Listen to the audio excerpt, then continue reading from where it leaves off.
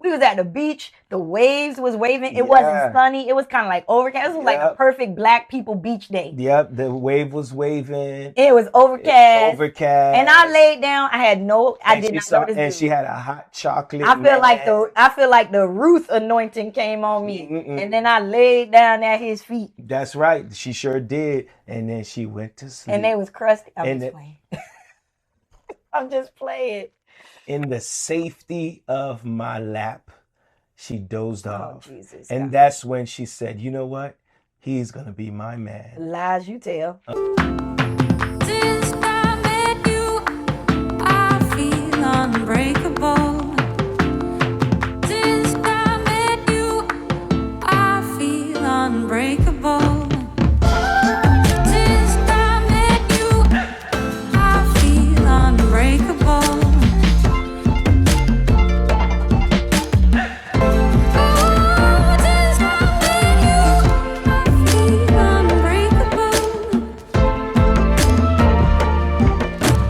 What's up, fam? It's your girl, Yvonne. And it's Nate. And this is an all-new episode of the Ordained Love Podcast. Guys, we are so excited to be back. I hope Nate got his sound effects ready because I'm excited. It's a brand new season. It's 2025. We're doing all things new. And we are here with a new episode. Nate, it has been a minute. What has been going on with you? Yeah, it has been a minute since we've been live with you on the podcast. We're excited for the new season. We've been going through a lot, navigating through the holidays and the new year. And, we got a lot going on. We gonna manage it all. We're gonna manage it all in the name of the Lord. You don't sound no, it's a lot, child. They sound like we dying. We really thinking on this shit, but I'm stuck on the it's a lot part. They sound like I read the Hope book and it say I'm supposed to say yes. Keep hope alive. Keep hope alive. No, man, we are good. God has been good. Yep. It's a brand new year. We made it through last year. We made it through the holidays. I had a great holiday. My brother came, so I got to see my brother and spend time with them, and it's always good, spending time with family. And we kind of did a little different this year, where we had family come in for the Florida Classic, and it was kind of like old school and old times because we used to go every year for Thanksgiving, and so we actually did Thanksgiving a week early, so that everybody could come in for the Florida Classic. And then, of course, Christmas. I don't usually get to see my brothers. Shout out to my brother. He's in military personnel. And so we don't always get to see him because he's traveling with the military. But I got to spend time with him and his family and see all the babies who are my babies, but they aren't my babies. Right. And so it was, I loved everything about it. And now we're in the new year, 2025. And, everybody's talking about this is the year of new. I feel like I'm in an ATL movie. Everything's new, right? So yeah, I'm ready. I'm excited for this year. And I've seen God already just in the month of January doing some pretty amazing things. But one thing that we had to do was get back on it with the podcast. We had to get back on it. Well, it's been brewing. So we're excited and we have an awesome season for you guys. We're ready to launch out some stuff. So we're excited for everything that we have in store for you guys. So we want to make sure that while we have you here, that you please share, like, and subscribe. Do right? that. We definitely want you to come back. So hit that notification bell. So do that. Whenever we come up with a new episode, you'll be able to get it as soon as it pops up. Don't forget to leave the comments part. We definitely want to engage more than we have in the past. We want to be able to get feedback from you guys. So comment. Throughout this new season, we're going to be introducing a few new segments that we have. We have a segment on sisterhood. We have a segment on brotherhood. And as much as I wanted to do a hot topic segment, I think we might add a hot topic segment because I'm here for the smoke. And so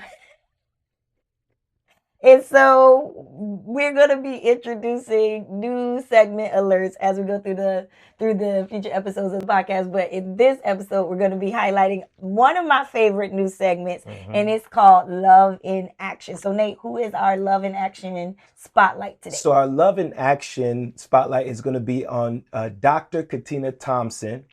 Dr. Katina Thompson, she's a therapist, a Counselor and therapist. A counselor and therapist. Clinical. There we go. Her grandmama ain't give it to her. She went to school. She's a doctor. For real. Thompson Therapeutic and Transition.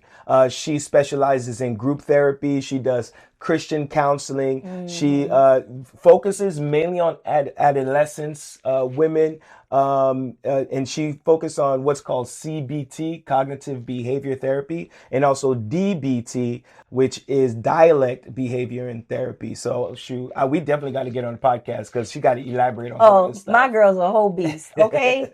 I only fly with other eagles, y'all. I only fly with other eagles. Yeah, she's in the Boynton area specifically, but if you're in Florida, she definitely got you. So she's not limited to just the Boynton Beach area. And we'll make sure that we put you'll see her information down there, right? Starting with her website, therapservices.com, TTTTHERAP services.com. And you can also email her. Her Gmail is here as well. So make sure y'all do that. I think in the climate that we're in the world that we're in, mental health has become increasingly like a major thing, right? We went from not talking about therapists, basically like it was taboo, right? People who went to therapy were made to look like they were crazy or something was wrong with them. And you still have people who kind of hold on to that view, which I don't understand in 2025. I mean, Donald Trump is the president again, so nothing against Donald Trump. Love you, Donald Trump, but I think that speaks to where we are mentally. And so people who really need those services for mental health, I think Dr. Katina Thompson is phenomenal. I always say she's a humble beast. I know her personally, and she is one of the most humble people that I've ever met. Even though she has all this education and she got all these letters behind her name, she's one of the most humble people that I've ever met. But she's also very like a surgeon when it comes to mental health services. We actually we highlighting her today because she's actually an important part of the topic that we're going to be discussing. And so I wanted to make sure I highlighted her because without people like Dr. Thompson and without her specifically, this doesn't work, right? You and I are not here. And this podcast is not happening without people like her. And so with that, I want to go ahead and get into today's topic. What's our topic today, Nate? Our topic today is the time when we almost got divorced. What? We almost got divorced? Yeah. You sure you want to tell that story? Our almost divorce story. You sure you want to tell that story? Because I got like 50 other good stories we can tell about that one time when we was in Aruba. We got to talk about this. And you went in the room and forgot yourself? I don't know what you're talking about. And they don't know what you're talking about either. There's a reason. We'll save that for the What's Tea segment. What? You just made You literally just made And it's going to be my segment. We do not have a What's Tea segment, guys. Jesus have mercy.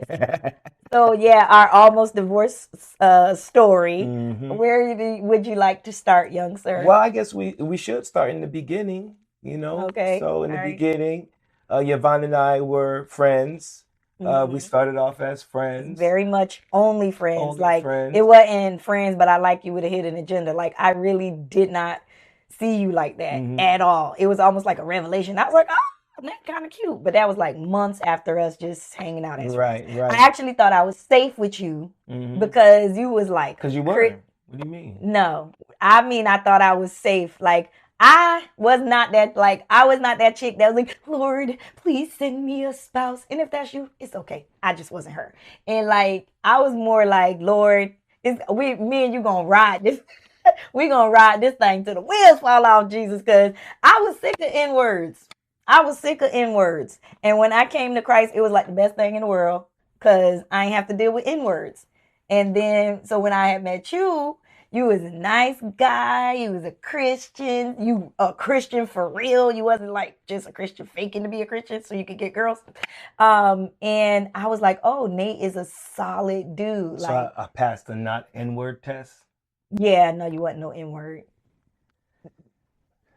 So yeah, I thought I was safe to hang out with you. And so You were. What do you mean? You keep saying I thought. Like you were. because the whole time you and Jesus was like doing I- a whole scheme. I don't know what she's talking about, but I'll give you a story real quickly since it's a story within a story about how safe she was. Our first time really hanging out was just both of us. Was that the same night that we were on the phone all night, and it was like if we stay up, we'll go to the. No, that was a That was a different. different Yeah, night. that was a different. Okay, so anyways, we went to the beach, and we just sitting there talking. I did not know Nate from Adam's House Cat. And we were just friends, and then she laid on my lap and she fell asleep. I was tired, apparently. I think it really, I don't even think I was Nope, tired. I you think it was wasn't. the Lord. You know how the Bible says the Lord causes sleep to fall upon Adam? I Nope. think the Lord Nope. had caused the sleep to fall upon me. Nope. We was at the beach. The waves was waving. It wasn't Yeah. sunny. It was kind of like overcast. It was like a Yep. perfect black people beach day. Yep, the wave was waving. It was overcast. Overcast. And I laid down. I did not know this And dude. she had a hot chocolate. I feel like man. the Ruth anointing came on me. Mm-mm. And then I laid down at his feet. That's right. She sure did. And then she went to sleep. And they was crusty. I'm And just it- playing. I'm just playing. In the safety of my lap, she dozed Oh, off. Jesus. And God. that's when she said, you know what? He's going to be my man. Lies you tell. Okay. On my wedding day, I stood on my feet. When my feet hit the floor on my wedding day, I said, okay, Jesus, this your last chance. If he ain't the one, tell me now. Because I will shock the world and leave the, but that wasn't the case. So obviously, as you can see, it took a lot of toil to get where we are here today. Not toil, Jesus. Nonetheless, we are here. Not nobody knows the story. Lord. But to get back to the story, we were friends, Mm-hmm. and we started to get into a place where we made that decision, and it was a decision whether we were going to date. I had to make that decision. I knew because I didn't want to get stuck in a friend zone all my life, and so I said, you know what? If this is gonna happen, this is gonna happen. So we had a conversation. She was like, "You're a good friend." And I was like, "Well, that's cool to hear, but I'm not trying to be just a friend." And it kind of grew from there. And I think one of the things that I will say about the beginning of our relationship, like we did it God's way, right? We did it God's way from the beginning to end. There was like no kissing. That was a shock to me. I was like, I'm okay with the no sex thing, but you don't even want to kiss? Like, what am I supposed to do? And so, but we did it God's way. Mm-hmm. And so I really believe that grace that he gave us for a long time in our marriage, like we didn't have kids, right? We didn't have our son right away. We got to spend years alone with each other, learning each other. So it was kind of ideal. Mhm. You know what I'm saying? Yeah, like that it was was our ideal. experience. And- Our experience was really ideal. And then speaking of, And that's not because of anything we did. Right. That's because of the grace of God that was on our yeah, lives. well, I think we had some good help. I mean, we had a good foundation. Strong I mean, community. we were older, We well, were older. I mean, older relatively. We were in our late 20s. Right. Yeah. So, going on it 30. wasn't like, and most of my friends were already married with kids by Mhm. then. And so we were in a place where we kind of knew who we were Mhm. identity-wise, our relationship with Christ, where we had our own. And so, it was pretty smooth. It was pretty. For years. Right. Like I would say like the first 10 years of Yeah. our marriage. And Dr. Katina, again, highlighting her in the Love and Action part, she was our marriage counselor Yeah. before we even got married. For you like know? 3 months. For I think 3 we months. started. So it wasn't like sitting down with your pastor one day and going over some scriptures and deciding if No. you really want to do That this. chick was like, we had to deal with some stuff. Like, That chick was like, if anything in your soul that's about to ruin this marriage, we gonna gut it out. right. I was So like, dang, I'm not. What's going on? there's some sessions where Yvonne came out crying. There's some sessions where I came out There crying. was some sessions where I just came out. I was like, cut the tape. Yeah, I don't want to do it no more. Cut the tape. right. And so, yeah, there's times where it was more, because there's almost like uprooting stuff. We were like, I don't want to say worse off after the session, but there was a lot of uprooting and gutting. But it yielded a lot of good fruit, because the of beginning, course. I would say the first 10 years of our relationship was really, it just was great. Yeah. But after that time, something happened. Right. And that something was, and one thing I will say, not to bring it back to Pastor Katina, but she's amazing at what she does, especially when she does like her couples therapy. Because when we got married, she told us, she was like, there's gonna come a time. She was like, there's gonna come a time and your marriage gonna be tested. And she was like, when that time comes, she said, it may not be right away. She said, but when that time comes, I want you guys to know that I'm here with you. Like, I am a part of your village. And she was like, when that time comes, don't be afraid to reach out, to me. And so that time, eventually it did come. But before we kind of get into it, I think it's important to recognize that, a lot of we don't know when that time is going to come. It can be sudden sometime, and sometimes it can sneak up on you. And in this case, in our story, I think the way it came up, it was almost like both and, in a sense. Like, it snuck up, but at the same time, there was something, a catalyst that kind of really made it all snap. Right. I remember, 2020 was COVID. Everybody was home, that kind of thing. I was at a space where I began to get really burnt out at work, wanted to figure out something else to do. At the same time, I started to feel a real burden in my heart for like ministry. Okay, God, what is it you want me to do? I was in a place where I was trying to figure out vision. Financially was, tight off and on. And so there's a lot of things that was on my mind when it came to that. And I, of course, COVID, a lot of people found other things and other avenues, whether it was, I think wholesaling got real big during that time, was a big fad. Like, instead of just buying real estate, it was like wholesaling deals, right? So that was real big at one point. A lot of people discovered the stock market during that time. And so I was one of those. First, it started off with wholesaling, then the stock market started getting into that. I saw it was not only an avenue where we could increase our income, but because I was so burnt out at work, I was ready to be like, shoot, I'm ready to change trend, work all together and, and get into this thing. And so I started to get heavy into stock market trading. First, it started off with investing, turned into trading. And then the big thing. So as I'm going through that, I would share a little bit of, what I wanted to do with Yvonne. Yvonne, she was very, very supportive initially.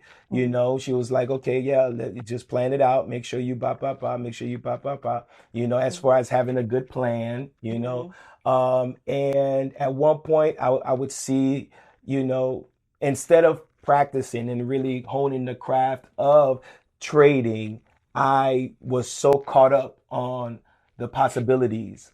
And when that happened, I started to see some of the benefits. And then the more benefits I saw, the more my desire grew. But I think that it's very important to also mention that there was a lot that happened in between that. We experienced the loss of your mom. Well, that's the point. That's the point I was sharing. All of this happened before the loss of my mom. Right. Well, right. All of that right there happened before the loss of my mom. And then in 2021, my mom she ended up with COVID.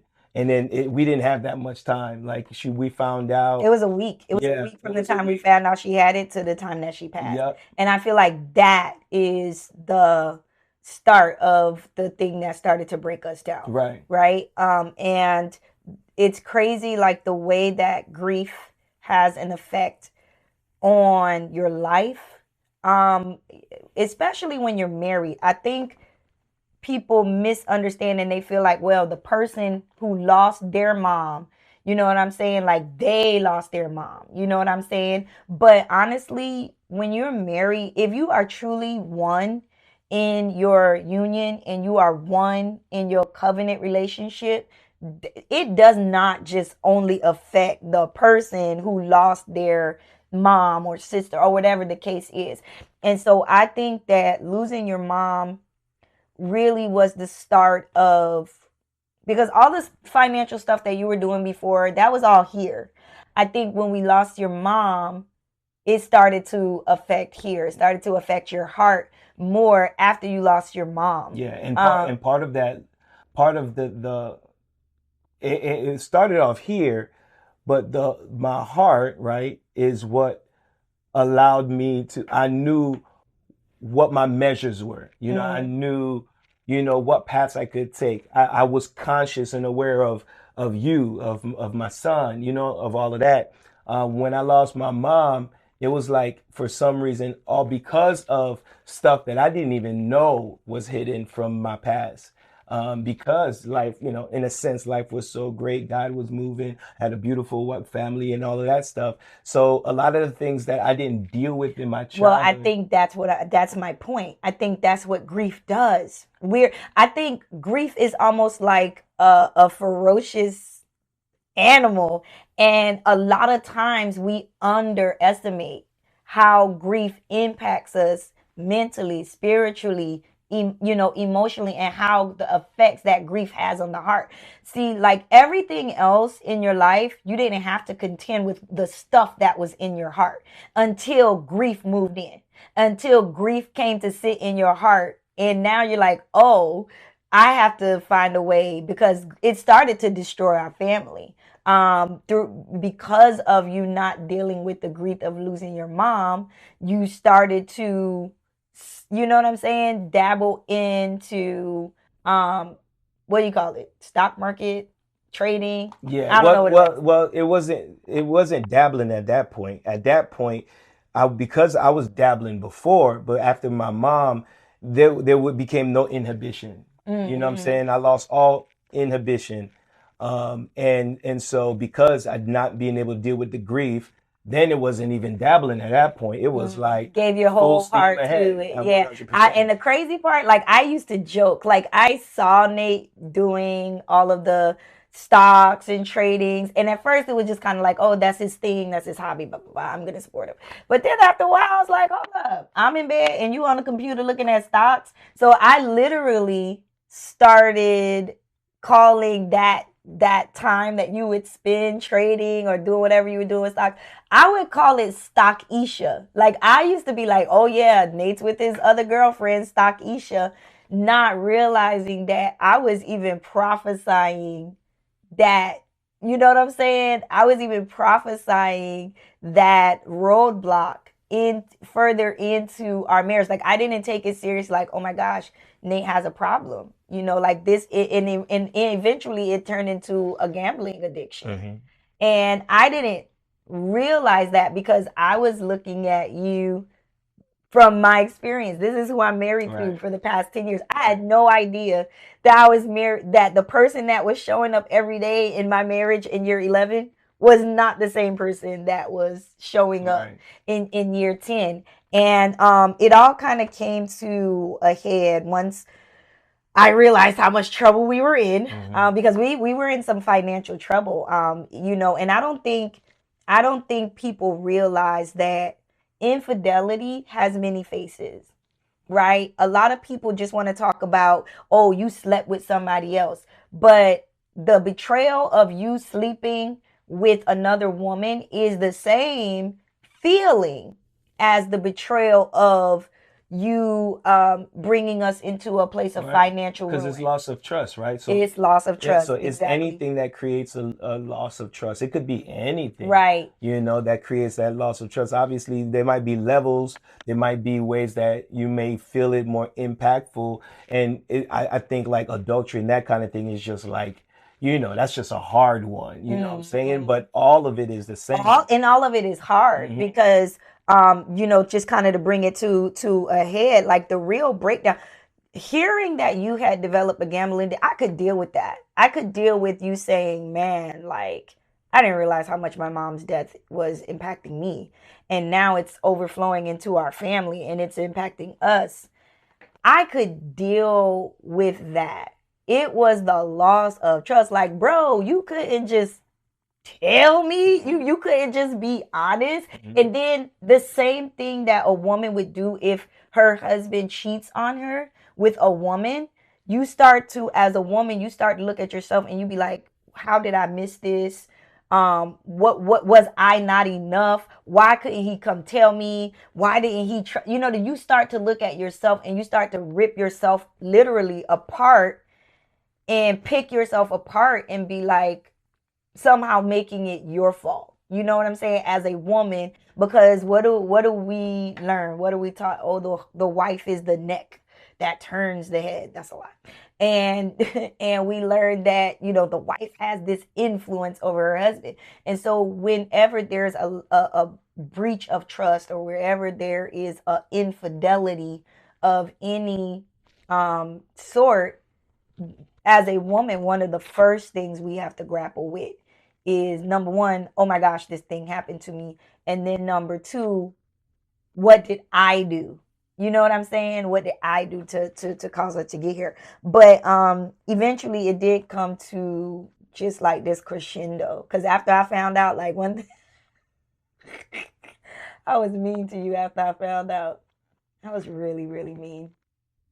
It comes with the territory. I make no apologies. I was like, and we had like just bought our house, right? We had just bought our house. I was like, where I'm going? I ain't got nowhere else to go. We just bought a house. All my money is in this house. And so I felt stuck. I felt tricked. I felt trapped. And I had like less than 2 words. If it wasn't about our son, if it wasn't about the business of our marriage, I had no words for Nate. I was like, boy, bye. Go tell Starkeisha what your life is all about. Like, I had no words. And so eventually that led us to the infamous breakdown night. That night, I did want to address some things that I felt like I never communicated, or was reluctant at communicating, or, you know, just and can I never just really can dealt I with. just jump in right here and say, like, when you're in that situation, when you're in a situation where there's been an infidelity or there's been a breakdown in your marriage, it really, like, communication, oh my gosh, it becomes like critical. Not only knowing what to say, but knowing when to say it. And on the other end,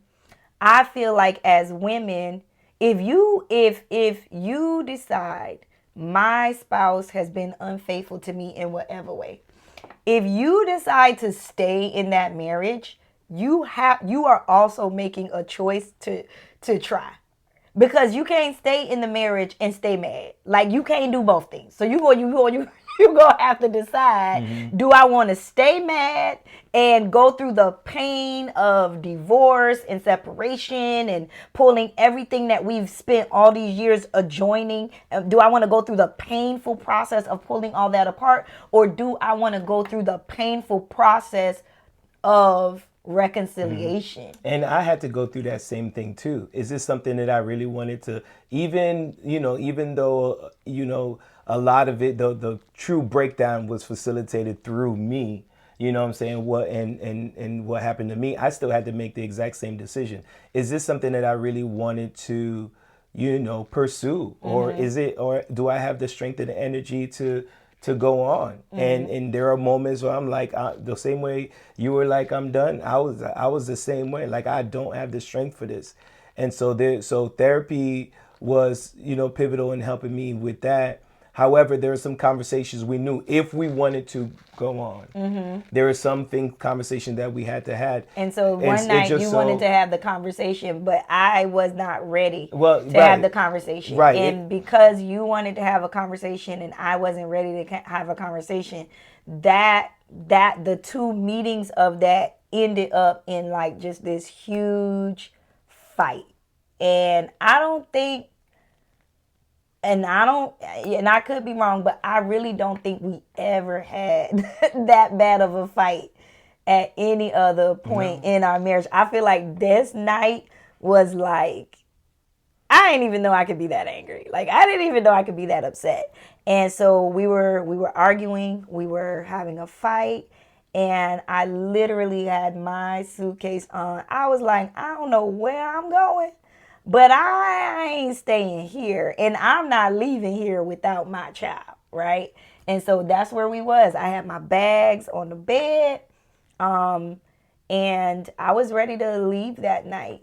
And so I just remember us having this argument. Prince is in his room sleeping, and obviously we're arguing to the point where we wake him up. And so I'm gonna try to say this without getting emotional. My baby, he came out of his room, and he was like, "Mommy, Daddy, stop it, stop fighting." He was like, you shouldn't be yelling at each other. You shouldn't be cussing, Mommy. I'm the cusser, right? I am the cusser. Not everybody, just him at that point. And my baby was like, Jesus wouldn't want you guys to do this. And looking back on it, I was like, oh Lord, God used my son. And all I remember was I couldn't see that. I couldn't hear that because the anger was so loud, right? The anger and the frustration and the hurt was so loud that night. And the only thing that snapped me out of my feels was my baby. I was like, Prince, we're leaving. And all of a sudden, my baby collapsed on the floor. And I just remember he had his hands were so small to me in that moment. He has little hands over his face, and he started crying. And that was literally the only thing that snapped me out of that rage, because I was in a rage, basically. And it was the only thing that snapped me out of that rage was seeing my baby in that emotional state. And that was when I was like, okay, you gotta calm down. Because now this is not you and him no more. Like now you don't want it in 20 years, this night, to be a place of trauma for your child. And so I secured my son. I secured him. I just secured him, and I was like, it's okay, whatever. I don't even know where you was at that point. I don't even remember, but I just remember securing Prince and calling Dr. Thomas. I don't know what that night was like for you, but that's how I remember it. Well, I had some time with Prince too, so I was actually laying in bed with Prince and calming and try to secure him when you ripped him out of my arms and said you were leaving. Because I was like, nigga, I'm tired of this. I can't say, if I had a censor button. So I did secure my son, and I lied in bed with him, and I told him it was going to be okay. Oh, and one thing you also did that I appreciate, I don't think I've ever said this, but one thing you also did that night that, looking back on it, I totally appreciate. You told Prince, I think that was the first time that you was like, Prince, Mommy didn't do anything wrong. Daddy, I'm the one who did something wrong. And Mommy is just really, really upset at Daddy right now. But you were like telling him, like, don't be mad at your mommy, because it's me. I'm the one who did it.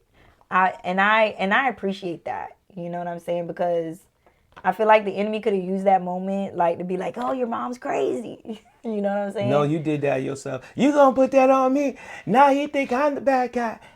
He did. Because I'm telling you, I was in a rage. And so I'm sure all Prince saw was my mom is about to beat the hell out of my dad. I'm pretty sure that's all Prince saw. Like, my mom about to beat the hell out of my dad. But for you to stand in that moment and take personal responsibility, which a lot of men, that is a hard thing for a man to do. Not only to take personal responsibility for the breakdown of a home or the breakdown of a marriage, but to take it in the moment. Because you got to remember, that is happening. You got to remember, I hadn't been in therapy. My mistake that night was not having the conversation. My mistake that night was having the conversation then with just both of us, and not in the presence of, you know what I'm saying, a mediator, you know, because I had already been hashing out some stuff that you didn't even know existed. You know what I'm saying? And not only are your heart is sore still because of all the bruising that it took, because of everything that occurred. And now I'm almost like applying pressure because there are some things that I felt like I needed in the marriage that I wasn't getting. But now it manifested in this way, and it was way too late now. Like, you know what I'm saying? To bring this up in a time where we both wasn't safe and we both weren't secured. And so even though the conversation went where it went, I was sober the entire time. I messed up again. My timing was just horrible. And that just caused a whole blow up. But even in the blow up, honestly, it shouldn't have happened. It shouldn't have happened. But I feel like, and I'm going to share this now, even with our audience, in my heart, it's almost as if I needed it to happen, because that was something that I always was afraid of. And I was limited in my role as father, husband, man of the house because of my fears. And so in that conversation that we had, that'll preach right there. Yeah. So even in that argument, my greatest fear came to pass, and I had to either flee or stand in the midst. And so I made that decision that I'm not going to be moved. And so I was sober the entire time, even with the yelling, even with the arguing. I was sober the entire. So yeah, I was able to say that to Prince because I knew whether or not we made it, it was important that Prince knew that your mom loves you. Your mom didn't do anything wrong. I'm the one that hurt your mom. And in time, Prince, I think at this point probably knows most of the details of everything that occurred. And that was important for me because I need him to know that I didn't want it to be a secret, you know, from him, although he was younger. But even as he grew and matured, I started to share with him what occurred that night. He knows. And so obviously we didn't get divorced. Yeah. So obviously we're still rocking. And I want to talk about that. I want to get into that a little bit of how did we get from that place where we've had this amazing marriage and it's going good, and then life happens, and then we get into this breakdown.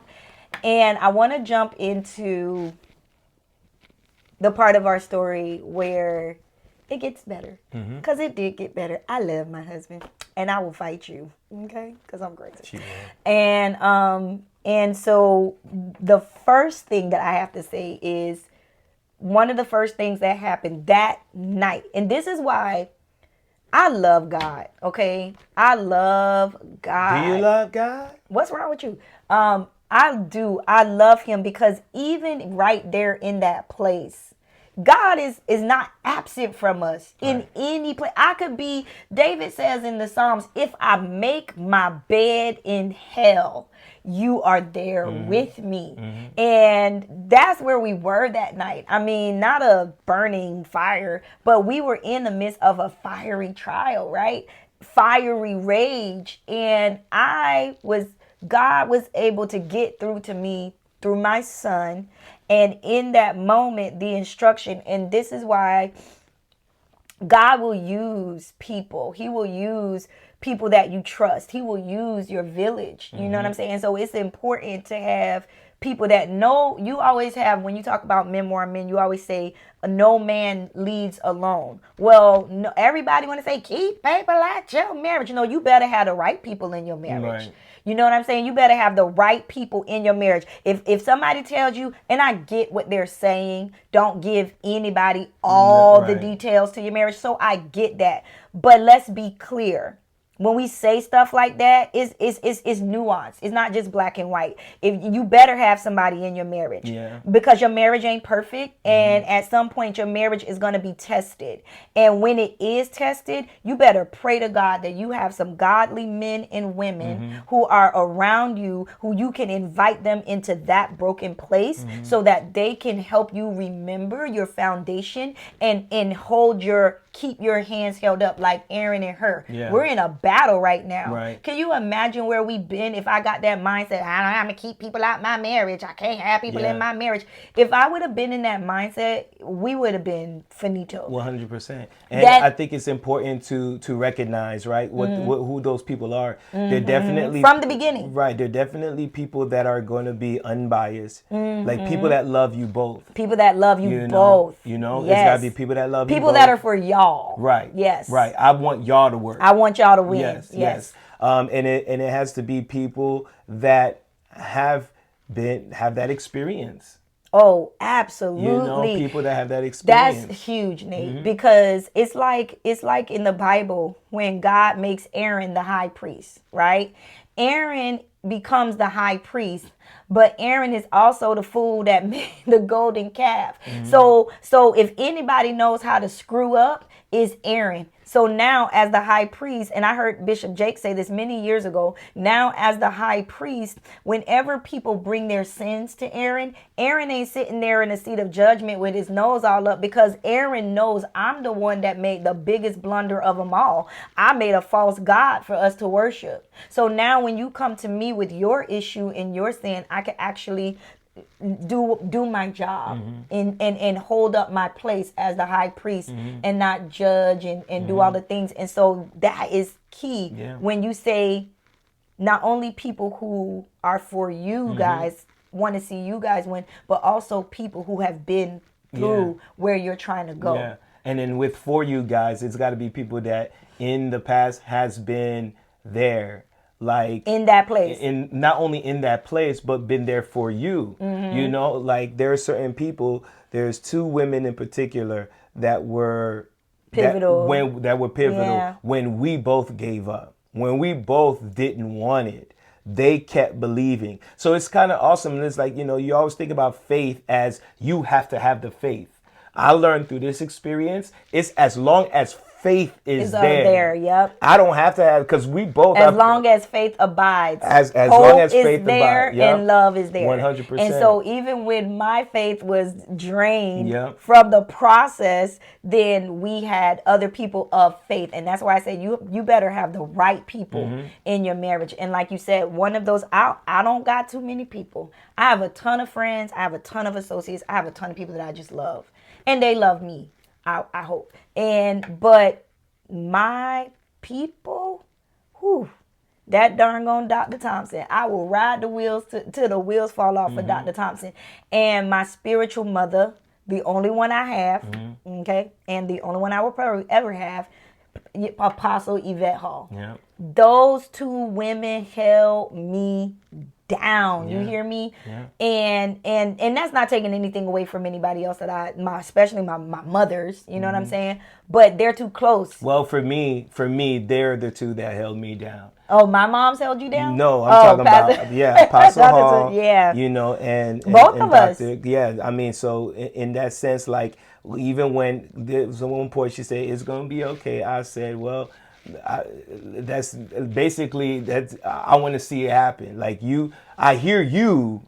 You know what I'm saying? Yeah. But God gonna have to prove it to me, because I don't see it. And the night that we had that breakdown, I called Dr. Thompson. That was the first thing that the Holy Spirit popped into my mind. And I said, that's why I love God. Because even in that place, he allowed me to hear him. He allowed me to see him through my son. And he allowed me to hear him give me an instruction. And the instruction was to call Dr. Thompson. And I'm glad you did, because that was not in my mind at all. And so when I got the phone, you were like, here, you know, Dr. Thompson want to talk to you. That chick was like, I told her, I said, I don't know what you gonna say, but I said either you gonna tell me something to make me stay here tonight, or I'm leaving. And whatever she said, I just remember her saying, if you could hold on till tomorrow, we'll be there. And the next day, Dr. Thompson and Pastor Richard Thompson, her husband, were right on our couch. And I mean, they stayed with us all night. They stayed with us all night until the bleeding stopped. Yeah. And then again to Apostle Yvette Hall of oh Jesus, what's the prophetic school? Jesus have mercy. God breathed. God, I believe it's God breathed. School of the Prophets. phenomenal woman of God. I remember it was just hard, bro. It was hard because I was like, man, I did everything I was supposed to do. Like, how I get here, And, I was telling her, like, bro, this is not fair. How does he get to make decisions that affect us? And now I got to be the one to help do the damage. Like, what? That's not fair. That I was stuck on that. That's not fair. And I remember a conversation that I had with her, and she was like, look, this is what the Bible says. And unless this has occurred, you don't have God's permission to leave. And so you going to have to basically, these weren't her exact words, but she basically was like, you got two choices. You can either give up here or you could put your big girl panties on and fight for your marriage. And she let me cry and she comforted me. She was like, I know, baby, trust me. She comforted me. But then at the end of all that chick was like, all right, now wipe your tears because what we doing?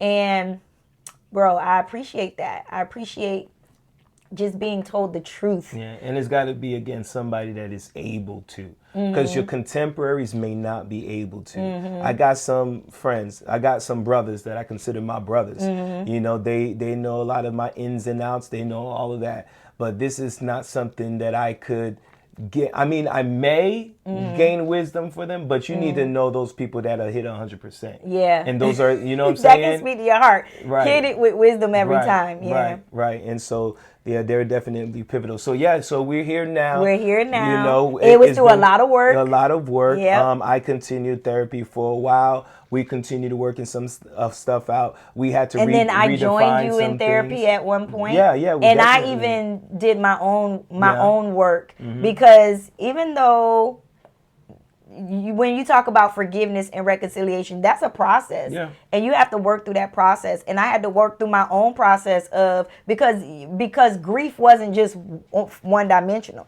Now I'm grieving, right? Now I'm grieving the loss of holding my husband up in this light of this is who this great guy is. And you're still a great guy, but this great guy is human and this great guy has flaws and this great, you know what I'm saying? And so it was losing the image of an ideal and learning how to love you for you in that moment. Learning to love the broken you, learning to love the strengthening you, learning to love the new you, the you that came out of it, and just loving you through that whole thing.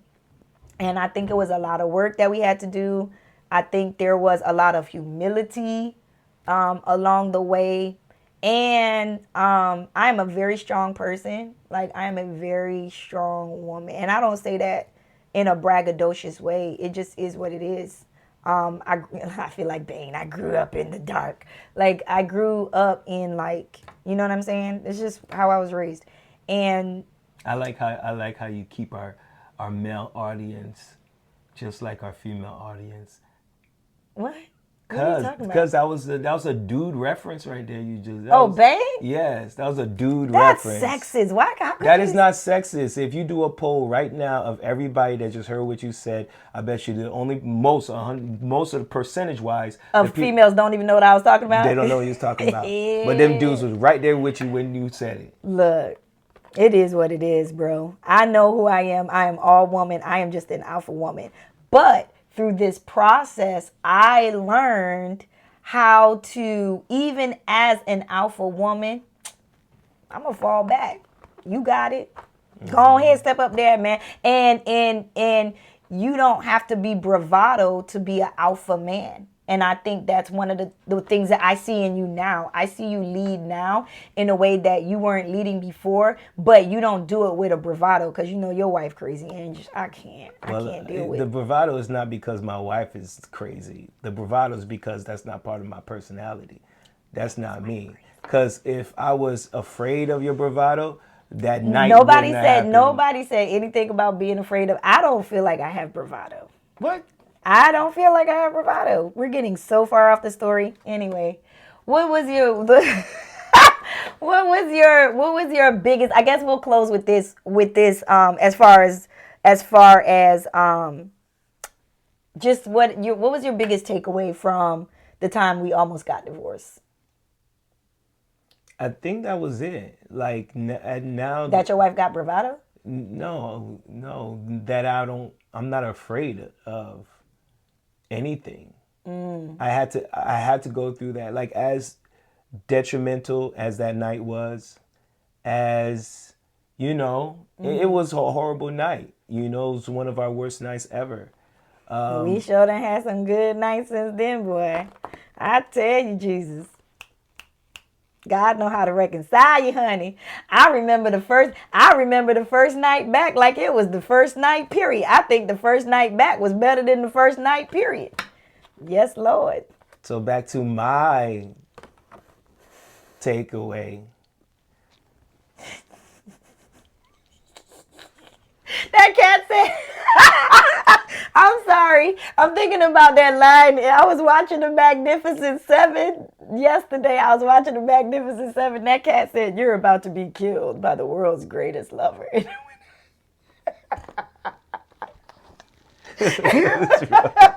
I just looked at you, that's the only thing that went into my head when I just looked at you. And they said, you're about to be killed by the world's best lover.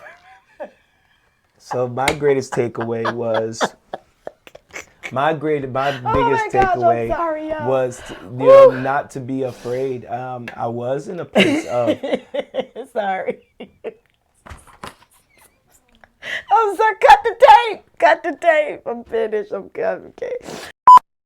So, anyways, yeah. So so that's my takeaway. All right. That loss is loss, a fear of loss. Now, I'm not afraid of loss, and that has turned me and turned our family into. My husband's a whole beast, y'all. And I'm not talking about in that way. I'm just saying, like, you got different, you got a different little thing about you now, child. That thing be, woo, Jesus, I love it. I be like, what you need? What you want? What you want to eat for dinner? What's your takeaway, child? My takeaway is Psalms 37:5. This is the scripture that comes to mind when I think about all of our story and everything that we've gone through over the past, 2-3 years. And it says, commit your way to the Lord. Trust him and he will do it. And when I tell you, won't he do it? The answer is absolutely yes, he will. Every single time, with no doubt in my mind, the Lord will do it. And I feel like that's the scripture for me that sums up the whole thing. I had to choose, not necessarily, it was never about when it came to me and what I had to learn in the process. It was never about you. Mm-hmm. You know what I'm saying? Mm-hmm. It was all about, do you really trust him? And do you really believe God? I remember one day I was so hurt because I knew God wanted me to start facing it. You know what I'm saying? But I was like, bro, I ain't even do nothing. And I remember being in my prayer closet and I was disappointed. I was disappointed with you. I was disappointed with God because I was like, bro, all this prophetic energy you send, you know what I'm saying? Like all this prophetic anointing and you couldn't show me none of this. And I was disappointed with him. And I was trying to pray. I was trying to find words, but I had no words. I had no words for nobody. And I didn't even freaking say it. I just thought it in my mind.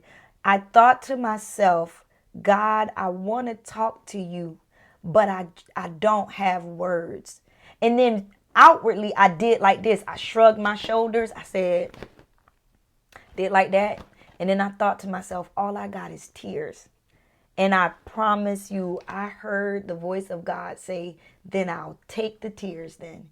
And when I heard that voice in my spiritual ear say, I'll take the tears, I just bust out crying. Like it was just like the rivers opened up.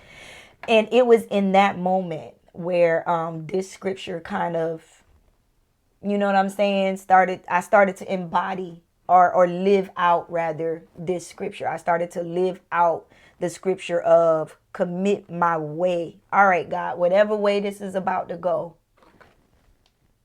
I'm not going to try to control it anymore. I'm not going to try to get retribution or, try to force the outcome. Whatever way this is about to go is going to be your way. And my only responsibility or my only pursuit from that point became just to trust God. And I feel like through trusting God, relying on him solely and wholly for every little thing that concerned every little part of my life at that point, I was able to see him do some amazing things.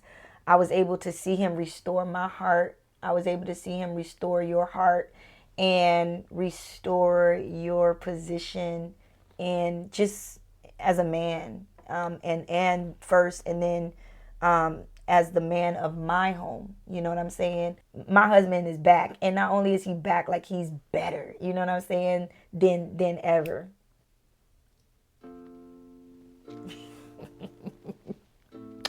So yeah, so that was my takeaway. My takeaway was, bro, commit your ways to the Lord, even when life breaks down on you. Commit your ways to the Lord, and he will do it, whatever that it is. So as we close up and wrap up, I think it's good, even as we shared our story today, that you should also take an opportunity to share your story. And don't be ashamed or afraid, because it's definitely going to help someone. You must have heard what I was about to say, Mama. I know, but I guess we won for real. Yeah, because I was about to say, when Nate looked at me, I was like, okay, I ain't gonna say that. No, definitely. And so, don't be afraid to share your story. Right. Obviously, use discernment, like Yvonne said earlier. You don't want to share what you got going on with everybody. But there's two people that you need to share your story with, so that they can continue to root for you, continue to pray for you, continue to, be that person that when you're in the midst of crisis, they'll be there. But also share your story with someone who needs to hear it, who either is going through that situation, may not be there yet, but your story will definitely help them when they're in that moment of crisis. Absolutely. Don't be afraid to share your story. It is not just for you. Absolutely. It is personal, but it is also interpersonal. There are other people that need to hear your story, that need to hear your journey, and it will be the thing that helps them in theirs. Absolutely. So that's all we have for you guys on this episode of the Ordained Love Podcast. We hope that our story speaks to you, like Nate was just saying, in some kind of way. And on our next episode, what are we going to talk about on our next episode, Nate? What you want to talk about? Oh, you know what? We're going to talk about dating, but not just regular dating. We're going to talk about the dating of 2025. Child. We're going to talk about this new dating that just came up. I'm so glad. I'm glad that I met my husband in 2010. So you ain't want nobody sliding in your DM? I don't want nobody sliding nothing. Sliding is just, I feels like it's slimy when you talk about slide.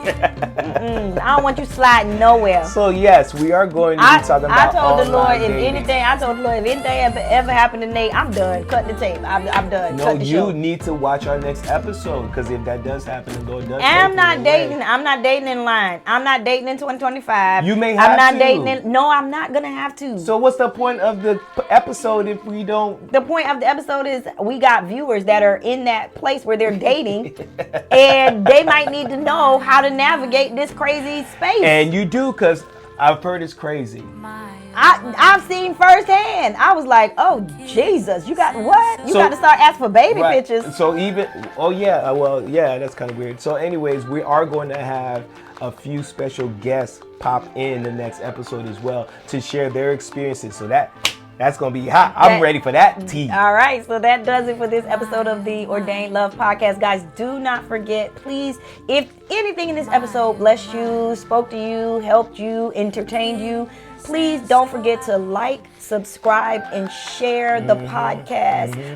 We grow through your involvement in the show. So this is your part. We did our part. This is now your part. And comment. I want to see comments throughout the episode. Right? Anything that comes to your mind as the episode progresses, put a little comment in there throughout the episode. I want to get your vantage point while y'all watching the episode. Absolutely. Guys, we love you, and so does God. Don't forget, this is the Ordained Love Podcast, where we are learning to love God, ourselves, and others just a little bit more every day. We'll see you on the next episode. Till then, peace.